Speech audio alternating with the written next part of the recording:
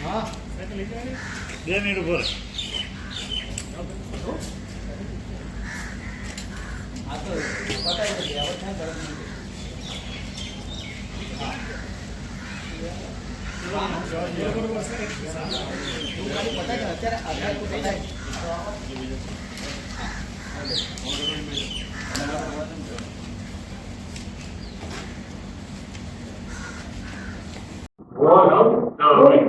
અપહરણ કેસમાં આરોપીની ધરપકડ કરવામાં આવી. કોણ આરોપી અને કારણ શું? તારીખ 2/6/2024 રોજ વહેલી સવારના 6 વાગ્યાના સુમારે એક બાળકીનું 4 વર્ષની બાળકીનું અપહરણ કરવામાં આવેલું હતું અને જે અંગેનો ગુનો ગાયકવાડ હવેલી પોલીસ સ્ટેશન ખાતે નોંધવામાં આવેલો હતો. આ ગુનાની તપાસ શરૂઆતમાં ગાયકવાડ હવેલી પોલીસ સ્ટેશન દ્વારા હાથ ધરવામાં આવેલી, પરંતુ 4 વર્ષની બાળકીના અપહરણનો કેસ હોય, ક્રાઇમ બ્રાન્ચ દ્વારા એની ગંભીરતાને ધ્યાને રાખી અને કાર્યવાહી હાથ ધરવામાં આવેલી. આ કાર્યવાહી દરમિયાન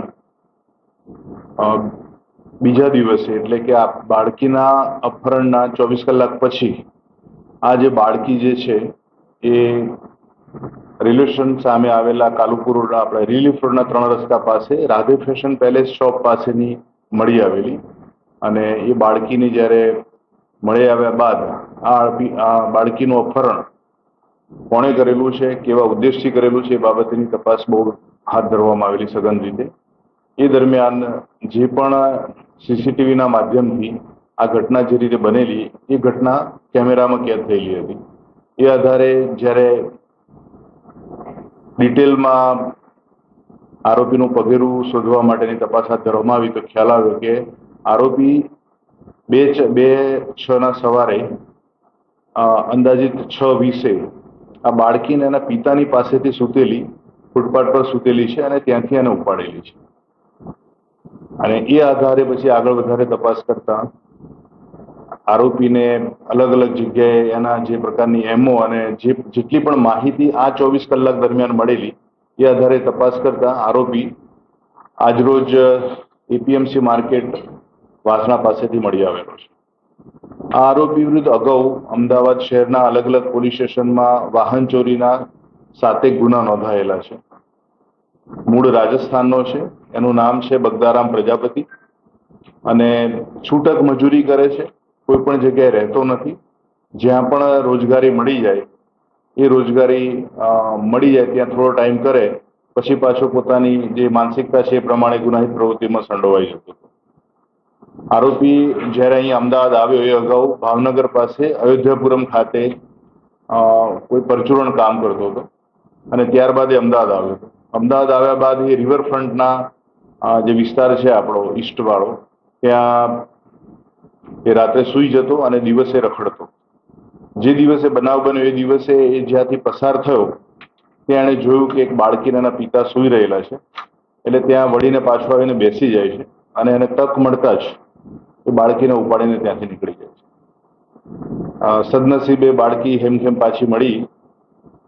આરોપીની વધુ પૂછપરછ હાલ ચાલુ છે અને આગળની વધુ તપાસ કાર્યવાહી માટે આરોપીને ગાયકવાડ હવેલી પોલીસ સ્ટેશન સોંપવામાં આવશે.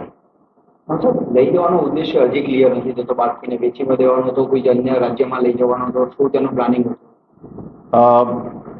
જે પ્રાથમિક પૂછપરછમાં આરોપી પાસેથી જાણવા મળ્યું છે અને ભોગ બનનાર બાળકીએ જે પણ આઈઓ સમક્ષ જે એણે વર્ણન આપ્યું છે અને જે એની સાથે 24 કલાકમાં જે ઘટના બની એ બાબતે જોતા આરોપી સાથે બાળકી સાથે કોઈ દુષ્કર્મ નથી થયું, પણ એણે એ ઉદ્દેશથી જ એણે બાળકીને ઉપાડી હતી, દુષ્કર્મના ઉદ્દેશથી જ ઉપાડી હતી.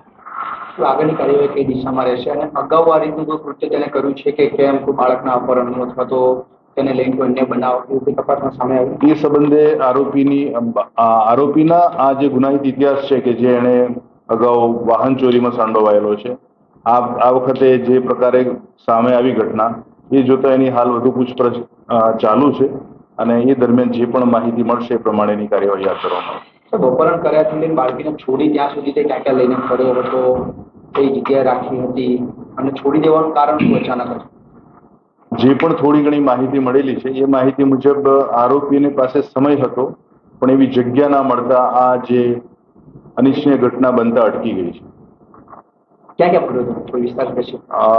આરોપી બાળકીને લઈને અહીંયાથી રાયખડ ચાર રસ્તાથી લઈને એ ખમાસા ચાર રસ્તાથી રિક્ષામાં બેઠો, રિક્ષામાંથી એ કાલુપુર રેલવે સ્ટેશન સુધી પહોંચ્યો, પછી ત્યાંથી એ વિસ્તારોમાં ફર્યો થોડી વાર અને પછી બીજા દિવસે જ્યારે બાળકીએ રડવાનું વધારે શરૂ કર્યું એટલે એણે ત્યાં એને છોડી દીધી. બંધ છે.